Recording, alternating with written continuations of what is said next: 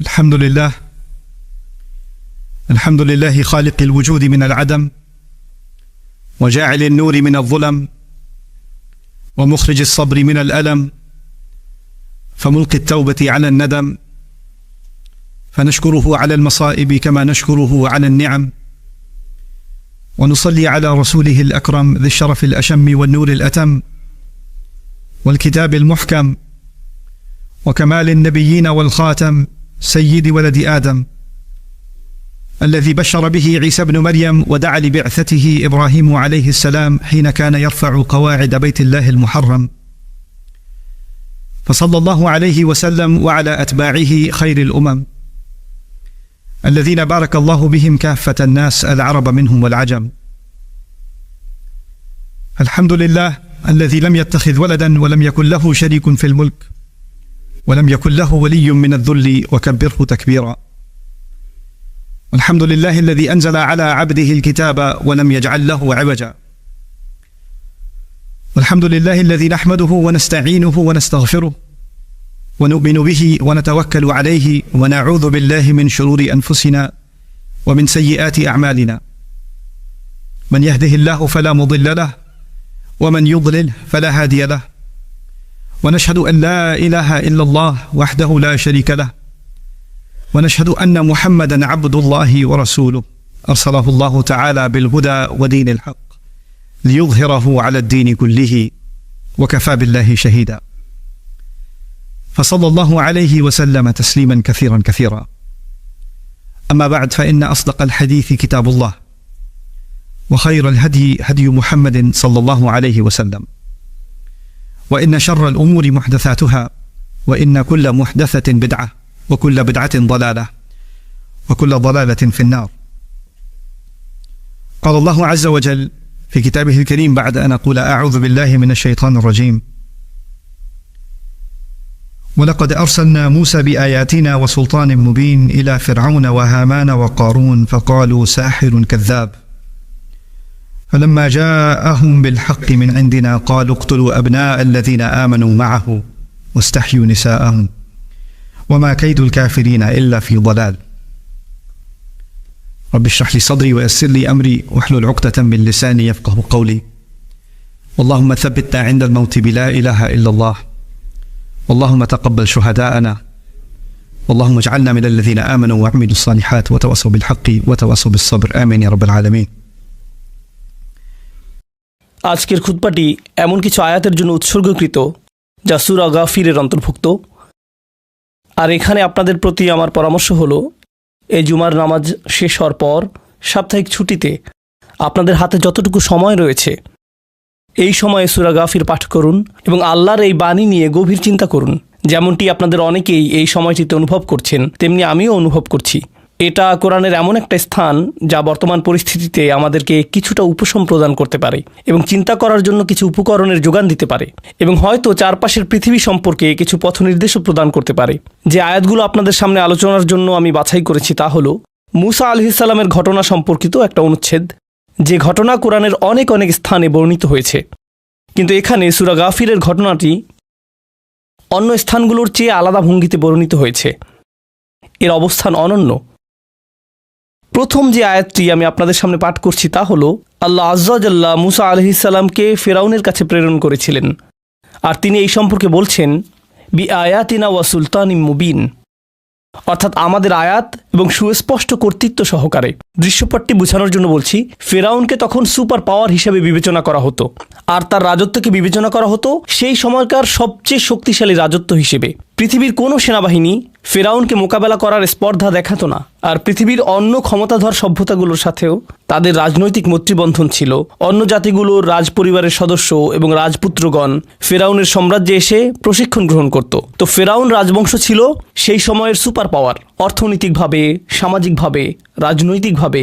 আর তাদের বিশাল স্থাপনাগুলো, যেগুলোর কিছু কিছু এখনও দাঁড়িয়ে আছে, সেগুলো নির্মাণের একটি কারণ এটাও যে যখন কেউ সেগুলোর পাশ দিয়ে হেঁটে যেত অথবা তাদের জাহাজগুলো এর পাশ দিয়ে অতিক্রম করত কিংবা ভ্রমণকারীরা যাতায়াত করত, তারা এই স্থাপনাগুলোর দিকে দৃষ্টিপাত করত আর ভাবত যে আমরা এই লোকদের সাথে ঝামেলায় জড়াতে চাই না, এই লোকেরা অনেক বেশি অগ্রসর, তাই তাদের সাথে বিবাদে না যাওয়াই উত্তম। কোরআনের অন্যত্র ফেরাউনের গোটা সভ্যতাটিকে বর্ণনা করা হয়েছে দিল আওতাদ হিসেবে, অর্থাৎ কিলোকের অধিকারী জনগোষ্ঠী, ফিরাউনা দিল আওতাদ। এই বিষয়ে তাফসীরকারকগণ অনেক মন্তব্য করেছেন, তবে এর মধ্যে কয়েকটা বিষয় আমি আপনাদের সামনে উল্লেখ করব। যখন আপনার সেনাবাহিনী বড় হয় অথবা আপনার রাষ্ট্রটি সেনা নির্ভর হয়, তখন আপনাকে বিভিন্ন অঞ্চল জুড়ে সেনাবাহিনীকে সঞ্চালিত করা অব্যাহত রাখতে হয়। এজন্য সেনাবাহিনী যেখানেই যায় তারা শিবির স্থাপন করে, আর এই শিবিরগুলো হয় সহজে বহনযোগ্য। আর সেনা শিবিরকে বহনযোগ্য হতে হলে যেখানেই যান আপনাকে তাঁবুগুলোকে কিলোক দিয়ে মাটির সাথে আটকাতে হবে। আর আরবিতে অতীত অর্থ হলো তাঁবু, তাঁবু আটকানোর কিলোক। এর অনেকগুলো অর্থ রয়েছে, কিন্তু একটি অর্থ অনুযায়ী এখানে শব্দটি ইঙ্গিতপূর্ণ। এখানে রূপক অর্থে ফেরাউনের ব্যাপারে বলা হচ্ছে। এক অর্থে তার ছিল বিরাট সেনাবাহিনী, যে এটা সবসময় সঞ্চালিত করেছিল, কিন্তু এটা এই ধারণা প্রদান করে যে সে প্রতিনিয়ত তার সেনাবাহিনীকে ব্যবহার করত। সে তার সেনাবাহিনীকে ব্যবহার করত জনগণকে নিয়ন্ত্রণ করার জন্য। কোরআনে আল্লাহ তার একটা অন্যতম রাজনৈতিক কৌশলের বর্ণনা করেছেন। তিনি বলেছেন, আলা ফিল আরদ ওয়াজআলা আহলাহা শিয়াআন, অর্থাৎ সে তার রাজত্বে সুউচ্চ ক্ষমতা বজায় রেখেছিল, আর সে নিশ্চিত করেছিল যাতে জনগণের মাঝে বিভক্তি সৃষ্টি হয়। সে নিশ্চিত করেছিল যাতে জনগণ বিভাজনযুক্ত থাকে। আল্লাবিবু মিনাল ইশারাতে ইয়াফহামু। এটাই ছিল ফিরাউনের কৌশল, যে তার শাসনে কিছু মানুষকে দাসের মতো করে রাখবে, মানবেতর অবস্থার মধ্যে রাখবে।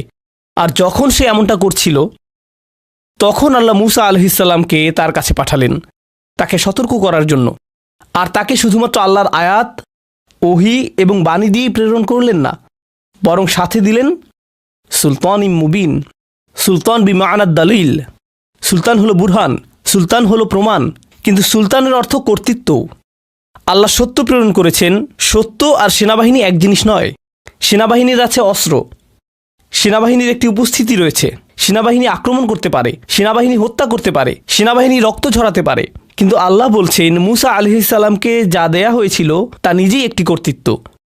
সত্য নিজেই একটি কর্তৃত্ব, আর তাকে এই কর্তৃত্ব দিয়েই ফেরাউনের কাছে পাঠানো হয়েছিল। আর এখন আমরা দেখব এরপরে যা এসেছে, ইলা ফিরাউনা ওয়া হামানা ওয়া কারুন। আল্লাহ শুধু ফিরাউনের কথা বলেননি, তিনি বলছেন যে তিনি এই কর্তৃত্ব প্রেরণ করেছেন ফেরাউনের কাছে, সম্রাটের কাছে, সরকারের কাছে। ফেরাউন সরকারের প্রতিনিধিত্ব করে, হামান তার সামরিক উপদেষ্টার প্রতিনিধিত্ব করে। তো হামানের কথাও এসেছে। আর তারপর কারুন, সে এমন একটি শ্রেণীর প্রতিনিধিত্ব করে ফেরাউন যাদেরকে দাস বানিয়ে রেখেছিল, তাদের ভেতরে থেকে সে ফেরাউনের পক্ষে কাজ করত। সে বনী ইসরাইলকে দাস বানিয়ে রেখেছিল। বনী ইসরাইল ছিল ফেরাউনের দাস, কিন্তু বনী ইসরাইলের মধ্য থেকে কিছু মানুষকে প্রচুর অর্থ প্রদান করা হতো তাদের নিজের লোকদের উপর নজরদারি করার জন্য। আর ফেরাউন তাদেরকে ধনী হওয়ার সুযোগ দিয়েছিল। বনী ইসরাইলের অন্য সকল মানুষ ছিল দরিদ্র, কিন্তু কারুন ছিল একজন মিলিয়নিয়ার। সে কিভাবে মিলিয়নিয়ার হয়েছিল? যখন তার নিজের লোকরা সবাই ছিল দাস, বাগা আলাইহিম, সে ছিল একজন গোয়েন্দা, আর সে তার নিজের লোকদের উপর গোয়েন্দাগিরি করত, আর সে তার নিজের লোকদের সাথে বিশ্বাসঘাতকতা করেছিল। এভাবেই সে ধনী হয়েছিল। তো এখন মূসা আলাইহিসসালামের এই বার্তা যাচ্ছে এমন কর্তৃত্বের কাছে যে জাতিকে দাসে পরিণত করেছিল। তার সামরিক শাখাগুলোর প্রতিও বার্তাটি দেয়া হয়েছিল। আর ইমানদারদের মধ্যে অবস্থিত মুনাফিক এবং গোয়েন্দাদের প্রতিও বার্তাটি প্রদান করা হয়েছিল। তিনটি শ্রেণীর প্রতি, এদের সবার প্রতি একযোগে, ইলা ফিরাউনা ওয়া হামানা ওয়া কারুন। আর তারা সকলে একই যোগে জবাবের কৌশল নিয়ে আসলো। আবারও আপনাদেরকে স্মরণ করিয়ে দিচ্ছি, সেই সময় এটা ছিল সবচেয়ে শক্তিধর সাম্রাজ্য। কেউ তাদের বিষয়ে প্রশ্ন তুলত না। তাদের সেই স্বাধীনতা ছিল, তারা যা খুশি তাই করতে পারত। তো তারা যদি চাইতো বনী ইসরাইলকে হত্যা করতে পারত, তাদেরকে শেষ করে দিতে পারত। কিন্তু তারা আসলে বনী ইসরাইলের এই ভোগান্তিকে ব্যবহার করতে চেয়েছিল। তাদের কাছ থেকে অন্য আরও রাজনৈতিক সুবিধা হাসিল করছিল। তো তাদেরকে তারা জীবিত রেখেছিল। এটা অসুবিধাজনক, কিন্তু তাদেরকে জীবিত রাখতে হবে, কারণ তারা তাদেরকে দাস হিসেবেও ব্যবহার করত, আর তাদের নিজেদের পক্ষে নির্দিষ্ট কিছু কৌশলী কাহিনী তৈরি করেছিল। তো এটা ছিল রাজনৈতিক কৌশল। ফেরাউন যদি তার নিজস্ব পন্থায় কাজ করত, তাহলে তাদেরকে শেষ করে দিত, কিন্তু ঠিক তখনই সে এটা করতে পারছিল না। তো পরবর্তী সর্বোত্তম পন্থা কোনটি? আমরা তাদেরকে সামরিকভাবে দমন করতে পারছি না, আমরা শুধু এটা নিশ্চিত করব যে আমাদের নিজেদের লোকেরা এবং যারাই বাইরে থেকে আমাদের কাছে আসে, অর্থাৎ বিশ্ব, যাতে তাদের প্রতি আমাদের দেখানো পন্থায় দৃষ্টিপাত করে। কিভাবে তারা তাদেরকে দেখবে? কৌশলটি ছিল ফাকালু সাহিরুন কাযযাব, অর্থাৎ মূসা হলো জাদুকর, সে একজন মিথ্যাবাদী। এই মানুষগুলো মিথ্যাবাদী, তাদেরকে বিশ্বাস করা যায় না। সে যেই মানুষদের প্রতিনিধিত্ব করছে তারা মিথ্যাবাদী। সংবাদ মাধ্যমের এই গোটা প্রচারণা ফেরাউন সৃষ্টি করেছিল, এটা নিশ্চিত করার জন্য যে সবাই যাতে বিশ্বাস করে যে ফেরাউন আর তাদের লোকেরাই আসলে হুমকির মুখে রয়েছে। বনী ইসরাইল এবং মুসা আলাইহিস সালামই হলেন হুমকির কারণ। ওয়ায়াযহাবা বিতরিকাতিকুমুল মুসলা, অর্থাৎ না না না, এই লোকেরা তোমাদের জমি দখল করে নিতে চায়। ইউরিদু আন ইউখরিজাকুম মিন আরদিকুম বিসিহরিহি, অর্থাৎ সে তার নিজের লোকদের, তার সরকারের লোকদের বলতো যে এই লোকগুলো ভয়ঙ্কর, তারা তোমাদের জমি থেকে তোমাদেরকে উচ্ছেদ করতে চায়, তাদেরকে নজরদারিতে রাখো, তোমরা বলো যে কিভাবে এদেরকে শায়েস্তা করব। সে এই মিথ্যা প্রচারণাটি উদ্ভাবন করেছিল এটা নিশ্চিত করার জন্য যে তার নিজের লোকরাও যাতে বিশ্বাস করে যে এই লোকেরাই হলো হুমকির কারণ, এরা ভয়ঙ্কর। আমরা যদিও এখন সূরা গাফিরে রয়েছি, কিন্তু আল্লাহ সূরা কাসাসে বর্ণনা করেছেন ফেরাউনের ক্ষমতা ছিল, তার ছিল সবচেয়ে ক্ষমতাধর সেনাবাহিনী, সকল নিয়ন্ত্রণ ছিল তার কাছে, আর সে এই লোকদের অবরুদ্ধ অবস্থায় রেখেছিল। তাদের বসবাসের এমন অবস্থা ছিল, আপনি যদি কোরআন এবং বাইবেলে উল্লেখিত বনী ইসরাইলের বর্ণনা দেখেন তাহলে আপনি এটাকে বলবেন উন্মুক্ত কারাগার, এটাই আপনি বলবেন। এই অবস্থাতেই সে তাদেরকে রেখেছিল। আর জানেন এটা সম্পর্কে আল্লাহ কি বলছেন? আল্লাহ বলছেন যে তার জন্য আল্লাহর একটি পরিকল্পনা রয়েছে। ওয়ানুরিয়া ফিরআউনা ওয়া হামানা ওয়া জুনুদাহুমা মিনহুম মা কানু ইয়াহযারুন। আল্লাহ ফেরাউনকে, হামানকে এবং তাদের সেনাবাহিনীকে দেখাতে চেয়েছেন এমন জিনিস যার ভয় তারা সবসময় করত। আল্লাহ তাদেরকে দেখাতে চেয়েছেন যা তারা ভয় করত। এই আয়াতটি চমৎকার, কারণ এখন আল্লাহ আমাদেরকে বলছেন যে ফেরাউন আতঙ্কিত, তোমার কাছে সেনাবাহিনী রয়েছে, তারা হলো দাস, তোমার কাছে সকল অস্ত্রশস্ত্র রয়েছে, তারাই হত্যার শিকার হচ্ছে, তারাই ক্যাম্পে রয়েছে, আর তুমি পৃথিবীর সর্ববৃহৎ প্রাসাদে রয়েছ, তোমার কাছে সকল নিরাপত্তারক্ষী রয়েছে, সকল সংবাদ মাধ্যমের মালিকানা তোমার, আর তুমি এখন ভীত, তুমি রাতে ঘুমাতে পারো না, তুমি দুঃস্বপ্ন দেখছ। ভেতরের এই খবর একমাত্র আল্লাহই দিতে পারেন। কেউ জানত না যে সেই সময়ের সবচেয়ে ক্ষমতাধর মানুষটি আতঙ্কিত অবস্থায় ঘুমাতে গিয়েছে, এমন মানুষদের ভয়ে যারা ছিল আপাত দৃষ্টিতে ক্ষমতাহীন। মা কানু ইয়াহযারুন। তো এখন এই আয়াতগুলোতে ফিরে আসছি। এই খুতবাটি সম্পূর্ণ, এই খুতবাটির বিষয়বস্তু হলো ফেরাউনের কৌশলগুলো উপলব্ধি করা। সে আতঙ্কিত, তাকে এই লোকগুলোকে নিয়ন্ত্রণ করতে হবে। সে কি করবে? কোরআনে আল্লাহ তার কৌশলের উল্লেখ করেছেন যাতে আমরা তার পরে আসা প্রত্যেকটি ফেরাউন সম্পর্কে জানতে পারি। এটা কোরআনে বর্ণিত কৌশলের নকশা প্রত্যেক ফেরাউনের জন্য যারা সেই ফেরাউনের পরে আসবে। আসাতিরুল আউয়ালিন, এটা শুধুমাত্র আগের যুগের ঘটনা না। ফিহি যিকরুকুম, এটা তোমাদের কথা বলছে, তোমাদের পরিস্থিতি। তো এখন ফালাম্মা জাআহুম বিল হক মিন ইনদিনা অলু, যখন সত্য এসে উপস্থিত হলো এবং এটা পরিষ্কার হলো যে সে অন্যায় করছে, এর কারণ মুসা আলাইহিস সালাম যখন আসলেন, প্রথম যে দাবি মুসা আলাইহিস সালাম করেছিলেন তা হলো আন আরসিলা মাআনা বানি ইসরাইল, তোমাকে এই মানুষগুলোকে ছেড়ে দিতে হবে, তারা তোমার দাস নয়, তারা আল্লাহর দাস, তুমি তাদেরকে দাস হিসেবে রাখতে পারবে না, তুমি তাদেরকে এই ক্যাম্পে রাখতে পারবে না। এটা ছিল মুসা আলাইহিস সালামের প্রথম দাবিগুলোর একটি। আর যখন এই দাবিটি স্পষ্ট হয়ে গেল, ফেরাউনের জবাব কি ছিল?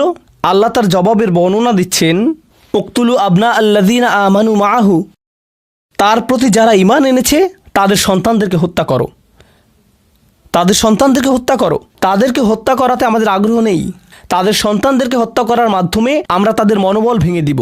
তাদের সন্তানদেরকে লক্ষ্যবস্তুতে পরিণত করো, শিশুদেরকে লক্ষ্যবস্তু বানাও, আর যথেষ্ট সংখ্যক নারীদেরকে জীবিত রাখো, তারা শিশু জন্ম দিতে থাকবে। যদি তারা পরবর্তীতে প্রতিরোধ গড়ে তোলার চিন্তা করে অথবা প্রতিবাদ করার চিন্তা করে, তখন আরও বেশি শিশু হত্যা করবে। তুলু আবনা আল্লাযীনা আমানু মাআহু ওয়াস্তাহইয়ু নিসাআহুম, এই লোকদের মনোবল ভেঙে দেয়া তার সামরিক কৌশলের অংশ ছিল। সে শুধু বলতে পারত যে প্রাপ্তবয়স্কদেরকে হত্যা করো। না না না না না, প্রত্যেক সামরিক প্রচারণার অংশ হলো আমাদেরকে শিশুদের হত্যা নিশ্চিত করতে হবে। এটাই ছিল তার কর্মপন্থা। উকতুলু আবনা আল্লাযীনা আমানু মাআহু ওয়াস্তাহইয়ু নিসাআহুম ওয়া মা কাইদুল কাফিরিনা ইল্লা ফি যালাল। আয়াতটির শেষে আল্লাহ এটা বলতে পারতেন যে ওমা কাইদুল ফিরআউন ইল্লা ফি যালাল। ولم يقل ذلك، قال وما كيد الكافرين إلا في ضلال، فلم يقيد الآية بفرعون سبحانه وتعالى. قال عند نهاية الآية وها كيد الكافرين من الآن إلى الأبد إلا في ضلال। কাফেরদের ষড়যন্ত্র সবসময় বিফলে যাবে, সবসময়ই বিফলে যাবে। এর মাধ্যমে আল্লাহ আমাদেরকে বলছেন যে ফেরাউনের এই কৌশল এখানেই শেষ হবে না, যুগে যুগে ফেরাউনরা ফিরে আসবে আর তারাও একই কৌশল গ্রহণ করবে, আর সবশেষে এই কৌশল ব্যর্থ হবে। ওমা কাইদুল কাফিরিনা ইল্লা ফি দলাল। এখন লক্ষ্য করুন, এই কৌশলটিও কাজ করল না।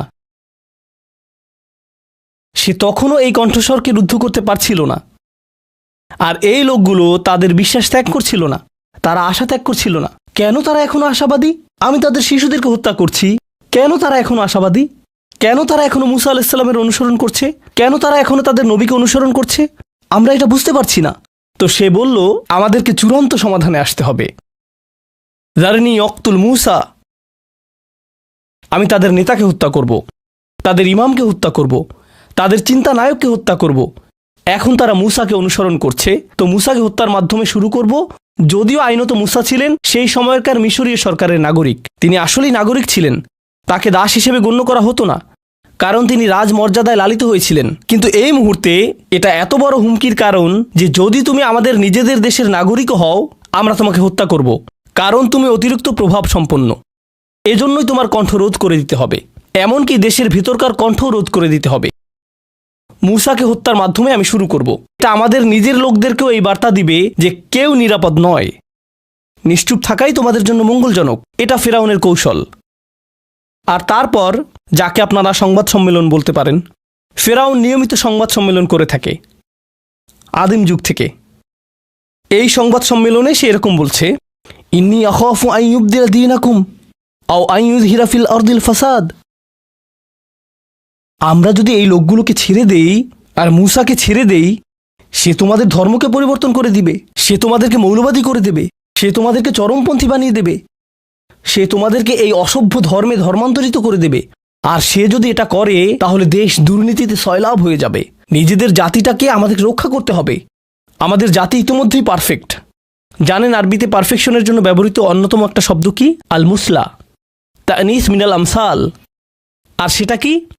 সেটা এরকম, অন্য দেশের অন্য মানুষরা আমাদের দিকে লক্ষ্য করে বলবে, ও মাই গড, তারা সবার সেরা, আমরাই সেরা, সবাই আমাদের উদাহরণ দেয়। আর এই মুসা, এই হারুন, তাদের এই ধর্ম এবং তাদের অনুসারীরা, এই লোকগুলো এতটাই বিপজ্জনক যে এরা আমাদের জাতীয় পরিচয়কে ধ্বংস করে ছাড়বে। আমাদের জাতীয় পরিচয় হলো সবার ঊর্ধ্বে। তোমরা যদি তোমাদের দেশকে ভালোবেসে থাকো তাহলে এই লোকগুলোকে তোমাদের ধ্বংস করতেই হবে, বিশেষভাবে তাদেরকে যে তাদের নেতৃত্ব প্রদান করছে। নেতাকে দিয়ে প্রথমে শুরু করাও, এটা তাদের মনোবল ভেঙে দিবে। যদি শিশু হত্যা তাদের মনোবল ভাঙতে নাও পারে, তাহলে তাদের নেতা, তাদের চিন্তা নায়ক, তাদের সংগঠক, আর এই ক্ষেত্রে তাদের নবীকে প্রথম হত্যা করো, তাকে আমাদের রাস্তা থেকে সরিয়ে দাও। এরপর তারা কি করবে? তাদের কোনো নেতা থাকবে না, তারা শিক্ষা পাবে যে কিভাবে দাস হয়ে থাকতে হয়। এক পর্যায়ে ফেরাউনের ধৈর্যচ্যুতি ঘটল। সে বলল, এখন আমাদের পদাতিক আক্রমণ শুরু করতে হবে। এটাই সে বলেছিল। আর সূরা শুআরাতে যখন সে এটা বলছিল, সে আসলে তার সেনাবাহিনীতে একটা ঘোষণা করেছিল। সে তার সেনাবাহিনীকে জড়ো করল আর তাদেরকে একটা উদ্দীপনামূলক বক্তব্য দেওয়ার মনস্থ করল। উদ্দীপনামূলক বক্তব্য, কারণ তারা একটি শত্রুর মুখোমুখি হতে যাচ্ছে। আপনারা জানেন যে যখন আপনি শক্তিশালী কোনো শত্রুর মোকাবেলা করতে যান, তখন এমন বক্তব্য প্রদান করেন যে তারা হয়তো আমাদের চেয়ে অনেক বেশি শক্তিশালী, কিন্তু আমরা লড়াই চালিয়ে যাব এবং আমরা ন্যায় বিচারের জন্য লড়াই করব। কিন্তু তারা অধিক শক্তিশালী কোনো শত্রুর সাথে লড়াই করতে যাচ্ছে না। তারা বেসামরিক মানুষদেরকে দমন করতে যাচ্ছে, তারা বনী ইসরাইলকে দমন করতে যাচ্ছে। আর তাদের যুক্তি হলো, যদিও তাদের সবাই বিশ্বাস করে না, কিছু সংখ্যক বিশ্বাস করে, তাদের সকলকে হত্যা করার বৈধতা হিসাবে এটুকুই আমাদের জন্য যথেষ্ট। বনী ইসরাইলের বাকি এই সদস্যরা হলো শুধুমাত্র মানব বর্ম, এদের সবাইকে শেষ করে দাও। তার সেই বক্তব্যটি কি ছিল? সূরা শুআরা, ইন্নাহা উলা ইলা শিরযিমাতুন কলিলুন, অর্থাৎ এরা হলো নগণ্য, ক্ষমতাহীন, অকর্মণ্য একটা সম্প্রদায়। ওয়া ইন্নাহুম লানা লাগাইজুন, অর্থাৎ তারা আমাদেরকে রাগান্বিত করেছে। তোমরা কি রাগান্বিত নও? সে তার সেনাবাহিনীকে ক্ষুব্ধ করে তুলছে। এই পোকামাকড়গুলোকে আমরা শেষ করে দিব, এই জানোয়ারগুলো থেকে আমাদের দেশকে পরিচ্ছন্ন করব। ওয়া ইন্না লা জামিউন হাযিরুন, অর্থাৎ এবার আমরা আমাদের সকল সতর্কতা অবলম্বন করব। আমরা নিশ্চিত করব যাতে এই পরিকল্পনা পুরোপুরি বাস্তবায়িত হয়। এই বক্তব্যটি সে তার সেনাবাহিনীকে দিচ্ছে। এটা ছোট সমস্যা, এটা নগণ্য সম্প্রদায়, আমরা এই সমস্যাটাকে শেষ করে দিব একেবারে এবং চিরতরে। আসো তাদেরকে শেষ করে দেই। তো এটাই সূরা শুআরাতে তার বক্তব্য। সে তার লোকদেরকে বলছে যে যদি এই লোকদেরকে ছেড়ে দেয়া হয় তাহলে তাদের জাতীয় নিরাপত্তা হুমকির মধ্যে পড়বে। সে তার লোকদেরকে জানাচ্ছে যে এই মানুষগুলো হুমকির কারণ, তাদের দেশে দুর্নীতি সহিংসতা সৃষ্টি হচ্ছে। আইয়ুযহিরা ফিল আরদিল ফাসাদ, আমি তাদেরকে হত্যা করছি কারণ এটা দেশের জন্য ভালো। তোমরা যদি তোমাদের দেশকে ভালোবাসো, আমার সাথে মিলে তোমরা তাদেরকে হত্যা করো। সে গণহত্যাকে জাতীয় স্বার্থে পরিণত করেছিল, জাতীয় স্বার্থে। আল্লাহ কোরআনে বর্ণনা করছেন, যায়্যানা লাহুমুশ শাইতানু আমালাহুম, শয়তান সবচেয়ে জঘন্য জিনিসকে সৌন্দর্যমণ্ডিত করে উপস্থাপন করে। আমার ধারণা ফেরাউন হয়তো এমন বক্তব্য দিয়েছে যে মিশরের নিজেকে প্রতিরক্ষা করার অধিকার রয়েছে, আর মূসা এবং তার অনুসারীদের এই ইসলামিক হুমকির বিরুদ্ধে আমরা নিজেদেরকে রক্ষা করব। আমরা সেখানে যাব আর এই হুমকিকে নিশ্চিহ্ন করে দেব। এটা সীমা ছাড়িয়ে গেছে, এটা দীর্ঘ সময় ধরে চলছে, আমরা দীর্ঘ সময় ধরে এটা সহ্য করছি, যথেষ্ট হয়েছে। আমরা যত সম্ভব সতর্কতামূলক ব্যবস্থা গ্রহণ করব। অকাল রজুল মুমিন মিন আলি ফিরআউন, আসলে এরও আগে এসেছে, অকাল মূসা ইন্নী উযতু বিরব্বি ওয়া রব্বিকুম মিন কুল্লি মুতাকাব্বিরিন লা ইউমিনু বিয়াউমিল হিসাব।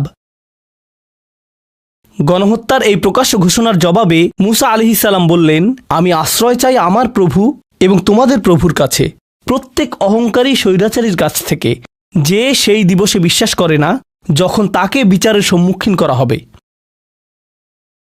আমি আল্লাহর কাছে আশ্রয় চাই, আমি আমার প্রভুর কাছে আশ্রয় চাই। আর তিনি শুধু আমার প্রভুই নন, তিনি তোমাদেরও প্রভু, তোমরা যতই অস্বীকার করো না কেন। এটাই তিনি ফিরআউনকে বললেন। আমার খুতবার সময় শেষ হয়ে যাচ্ছে, কিন্তু আমি আপনাদেরকে শুধু শেষ একটি বিষয় বলবো। ফিরআউনের নিজস্ব প্রশাসনের ভিতরে এমন মানুষ ছিল যারা এটা আর সহ্য করতে পারছিল না। মিশরে বসবাসকারী এমন মানুষ ছিল যারা দেখেছে যে ফিরআউন মানুষকে দাসে পরিণত করেছে, এটা অন্যায়। আর আমি জানি যে যদি আমি আওয়াজ তুলি আমিও গ্রেফতার হতে পারি, আমরা হয়তো খুনের শিকার হতে পারি, কেউ জানবেও না কিভাবে এটা হলো। কিন্তু তাদের একজন যিনি তার ঈমান গোপন করে রেখেছিলেন আর তিনি তার চেতনাকে এতদিন লুকিয়ে রেখেছিলেন, একটা সময় যখন আসলো যখন এমনকি তিনিও আওয়াজ তুললেন। তিনি মুমিন আলি ফিরআউন হিসেবে সুপরিচিত। তার বক্তব্যটি আসলেই খুব শক্তিশালী। যেহেতু এই খুতবার সময় শেষের দিকে, আমি আপনাদেরকে অনুপ্রাণিত করছি যে সূরা গাফিরে বর্ণিত এই বক্তব্য সম্পূর্ণটি মনোযোগ দিয়ে পাঠ করুন। তিনি কি বলেছেন, তার বক্তব্য কেন এত গুরুত্বপূর্ণ যে আল্লাহ মানবজাতির কাছে প্রেরিত তার সর্বশেষ বাণীতে তা অন্তর্ভুক্ত করলেন। তার বক্তব্য থেকে আমি শুধু আপনাদের একটি বিষয় বলবো, আতাকতুলুনা রাজুলান আইয়াকুলা রব্বি আল্লাহ, তোমরা কি এই ব্যক্তিকে এজন্য হত্যা করবে সে বলে যে আমার প্রভু হলেন আল্লাহ।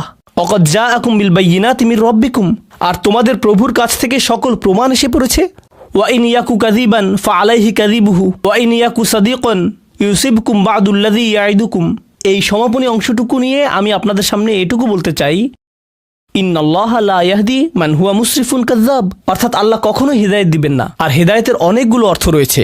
একটি অর্থ হলো শুধু আধ্যাত্মিক পথ নির্দেশনা, আরেকটি অর্থ হলো আল্লাহ কখনো এই পরিকল্পনাকে সফলতা দান করবেন না।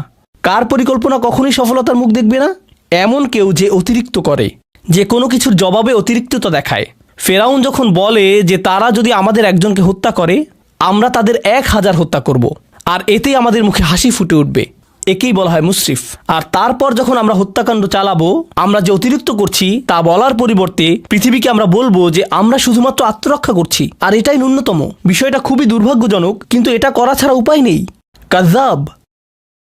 আল্লাহ বলছেন যে তিনি কখনোই এমন কারো ষড়যন্ত্রকে সফল হতে দিবেন না যে হলো মুসরিফ এবং কাযযাব। আর এভাবেই আল্লাহ বনী ইসরাইলকে, মূসা আলাইহিস সালামের অনুসারীদেরকে রক্ষা করেছিলেন। এটি আজকের যুগের মুসলিমদের ঘটনা না, এটা মুহাম্মদ রাসূলুল্লাহ সাল্লাল্লাহু আলাইহি সাল্লামের অনুসারীদের ঘটনা না, এটা বনী ইসরাইলের ঘটনা, যারা এক জঘন্য স্বৈরাচারের দাসত্বের বন্ধনে আবদ্ধ ছিল, যারা সেই বন্দিদশায় অবরুদ্ধ ছিল। আর আল্লাহ এখানে আমাদেরকে এই পথ নির্দেশনা দিয়েছেন যে স্বৈরাচারদের আচরণ চিরকাল এমনটাই হবে, যাতে তারা, আমরা এবং অন্য সকলে স্বৈরাচারীদের চরিত্র সম্পর্কে জানতে পারি। বারাকাল্লাহু লি ওয়া লাকুম ফিল কুরআনিল হাকিম ওয়া নাফা'নি ওয়া ইয়্যাকুম বিল আয়াতি ওয়া যিকরিল হাকিম।